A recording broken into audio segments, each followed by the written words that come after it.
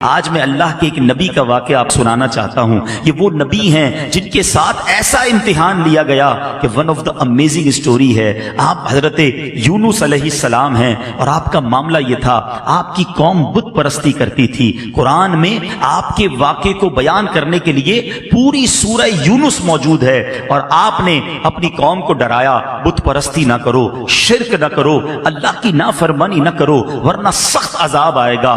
قوم کہتی کہ وہ بت پرستی کرتی تھی, آپ کی بات مانتی نہ تھی. آخر کار آپ کی قوم کو آپ نے کہہ دیا بس اب عذاب آنے ہی کو ہے, کسی وقت بھی عذاب آ جائے گا, اب اللہ کی طرف سے عذاب آنے والا ہے. قوم نے کہا, پلاننگ کی, حضرت یونس پر نظر رکھو, اگر یہ ہمارے شہر میں ہیں تو عذاب نہیں آئے گا, جس دن یہ شہر سے نکل جائیں سمجھ لو عذاب آنے والا ہے. کمال کا عقیدہ تھا, بتوں کو پوچھتے تھے مگر دل میں یہ بھی جانتے تھے یہ اللہ کے نبی شہر میں رہیں گے, اللہ عذاب نہیں بھیجے گا.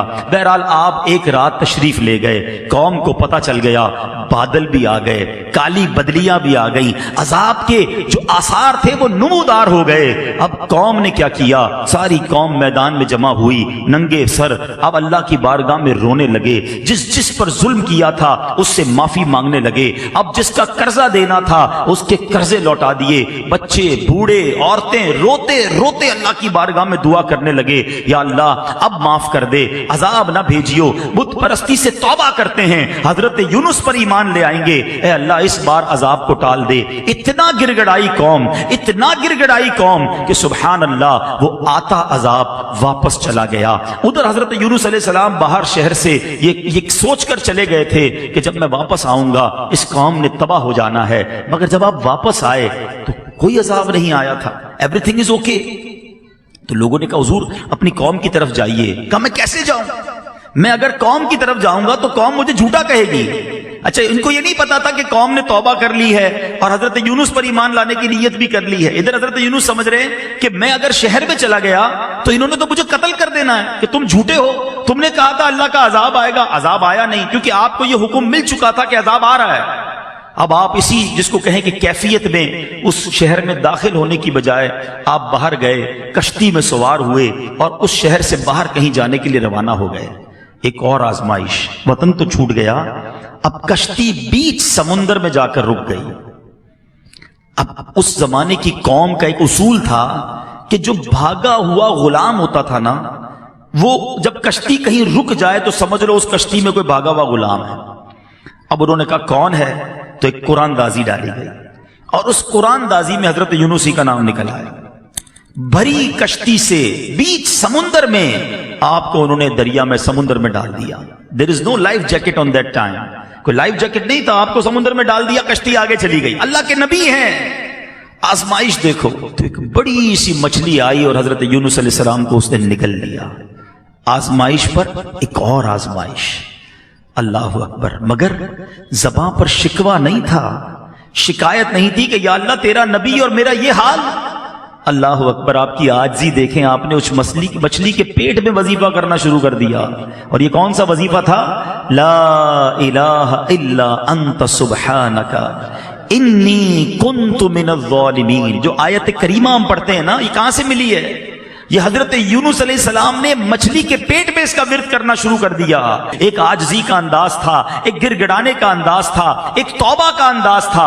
آپ پڑھتے رہے, مچھلی کے پیٹ میں رہے, کئی دن مچھلی کے پیٹ میں رہے. اس مچھلی نے آ کر کنارے پر آپ کو اگل دیا. اب جب آپ کنارے پر آئے, کمزور ہو چکے تھے, جلد بھی آپ کی بالکل نرم ہو چکی تھی, کھڑے ہونے کی بھی ہمت نہ تھی. اللہ کی شان دیکھیں, اللہ نے وہاں ایک کدو کی جو بیل تھی, ایک چھوٹا سا پودا آپ کے قریب اگ گیا, اسی سے آپ کو خوراک ملی, انرجی ملی, صحت ملی. اور کچھ دنوں کے بعد جب اپنے شہر آپ واپس آئے تو لوگوں نے آپ کو بڑی عزت کے ساتھ ویلکم کیا, آپ پر ایمان لائے اور ہنسی خوشی وہ زندگی گزارنے لگے. میرے میٹھے اسلامی بھائیوں, میں نے یہ واقعہ آج کیوں بیان کیا؟ There are two reason. پہلا ریزن تو یہ ہے کہ قرآن سے محبت بڑھے, لوگ تلاوت قرآن کریں, سمجھیں کہ اللہ نے کیسے کیسے واقعات. آج اپنے بچوں کو بٹھا کر لوگ پتہ نہیں سنڈریلا اور امبریلا کی سٹوریاں سنا رہے ہوتے ہیں. ارے بچوں کو قرآن قرآن کے واقعات سناؤ، بچوں کو نبیوں کی باتیں بتاؤ، پچھلی قوموں پر جو عذاب نازل ہوئے اس کو بیان کرنے کا قرآن میں ایک مقصد علماء نے یہ بھی بیان کیا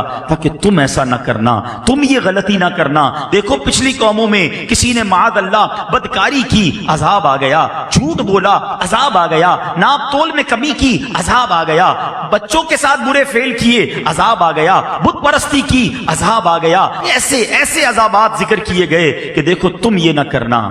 مگر آج ہم قرآن پڑھتے ہی نہیں ہیں تو سمجھیں گے کیسے کہ کیا کیا نہیں کرنا ہے؟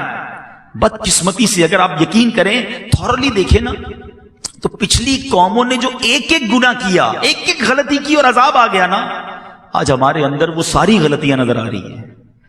یہ تو یقین کریں ہم نبی پاک کے امتی ہیں، یہ سرکار علیہ الصلوۃ والسلام کا کرم ہے کہ ہم پر اس طرح آسمانی عذاب نازل نہیں ہو رہا۔ لیکن دیر از اے ڈے، ایک دن تو ہے نا جس دن جواب دینا ہے، پھر ایک دن تم سے ہر نعمت کے بارے میں سوال ہوگا۔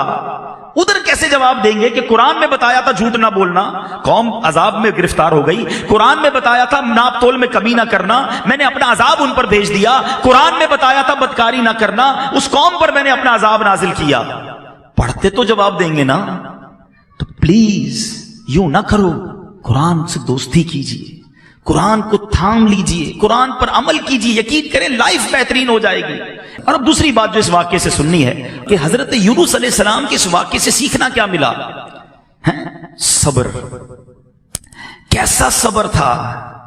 آپ سوچیں، اللہ کے نبی ہیں، وطن چھوٹا، کشتی سے پانی میں ڈال دیا گیا اور مچھلی نے پیٹ میں نگل لیا، ان تمام باتوں کے باوجود زباں پر شکوہ نہیں تھا۔ مگر آج چھوٹی چھوٹی تکلیف پر، چھوٹی چھوٹی آزمائش پر زبان پر شکوے ہیں، شکایتیں ہیں۔ ہمارے ایک بہت اچھے دوست ہیں، ان کے والد صاحب کو جب فالج کا اٹیک ہوا، میں ان سے ملنے گیا، فالج کے اٹیک سے وہ ٹھیک ہو گئے، باتیں بھی کر رہے تھے، اللہ نے کرم کیا، مگر ایک پرابلم باقی رہ گیا۔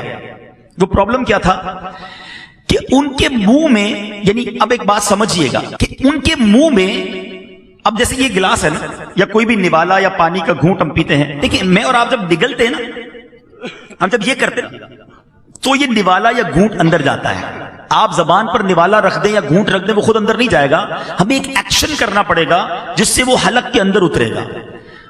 ان صاحب کو بیماری یہ ہو گئی کہ سارا جسم ٹھیک ہو گیا، جو فالج ہوا تھا دماغ میں اس کا ایک حصہ ڈیمیج ہوا، اور یہ دماغ کا وہ حصہ تھا جو انسان کے اس ایکشن کا آرڈر دیتا تھا کہ انسان حلق سے نوالا اتار لے۔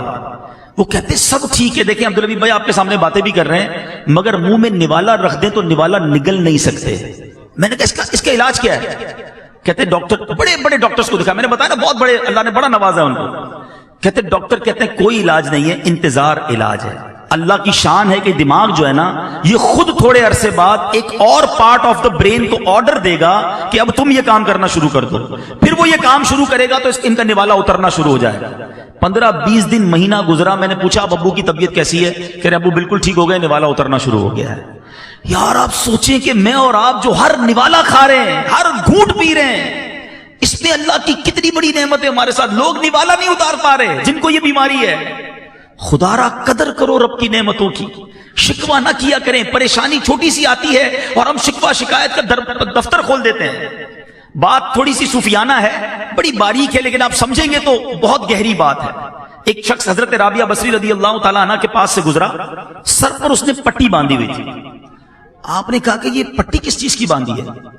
کہ حضور سر میں درد ہے اس لیے پٹی باندھی ہے۔ کمال کی بات کہی۔ آپ کہتی ہیں آج سر میں درد ہوا ہے تو تکلیف کی پٹی باندھی ہے، جب اللہ نے صحت مند رکھا تھا تو صحت کی پٹی باندھی تھی۔ بات گہری ہے، سمجھیے گا۔ تھوڑی تکلیف آتی ہے سب کو بتانا کہ اگر کسی کا موبائل چوری ہو جائے، گاڑی لگ جائے یا اسکوٹر کو پرابلم ہو جائے، کاروبار میں نقصان ہو جائے، ہم کیا کرتے ہیں؟ سب کو بتائیں گے۔ سب کو بتانے سے ثواب تو گیا نا؟ کیا وہ دے دے گا آپ کو وہ چیز؟ اچھا جب نفع ہوتا ہے، آج 5000 کا نقصان ہوا تو پورے شہر کو پتا چل گیا، پورے محلے کو پتا چل گیا۔ جس دن آپ نے 50,000 کمائے اس دن ہمیں بتایا کہ آج عبدالحبیب بھائی بڑے پیسے کمائے؟ نہیں بتاتا کوئی، اپنی نعمتیں نہیں بتاتے، اللہ کی مہربانیاں نہیں بتائیں گے، نقصان سب کو بتائیں گے۔ اور میں آپ کو صحیح بتاؤں، گھر والوں کو تو زیادہ نہیں بتاتے کہ گھر والوں کو بتائیں گے آج بڑی زبردست دیہڑی لگی ہے تو خرچہ شروع کر دیں گے گھر والے۔